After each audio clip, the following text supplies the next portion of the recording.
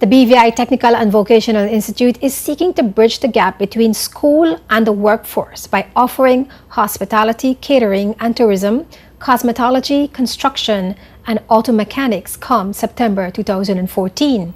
Jermaine Scatliff, principal of the BVI Technical and Vocational Institute, made this announcement among other steps going forward for the Technical and Vocational Institute, which also includes offering authentic certification through the Caribbean Examination Council and City and Guilds. What has been happening is that we have been doing academic exams and not so much the practical exams. And most employers would say that our students do not have the skills necessary for entry-level positions in the workplace.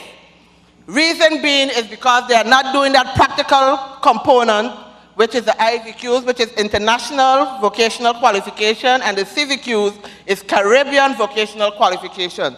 That aspect is what we are going to tie into what we are doing to make sure that our students are properly skilled. Secondary school leaving certificate, just like any other secondary school student. So don't think because they are coming to BVI, TVI that they are not going to be able to go out with their grade 1, grade 2, whatever you want to call them, but they will have a secondary school leaving certificate. Principal Scatliff says the Technical and Vocational Institute will function as the territory's 4th secondary institution. She also said, among other things, that courses would be offered on evenings for persons in the workforce who are seeking certification in the 4 courses of study. Who would be able to come to BVI, TVI? Any public secondary school student who has successfully passed Form 3, which we would then be calling grade 9. What about the private school students? If you are a private school student and you're a national, which means you belong here, you can also make an application to come straight to the school, provided that you have passed your Form 3 at that school. Also, if there are students who are non-national, you can still make an application, but it would have to be directed to the Department of Education.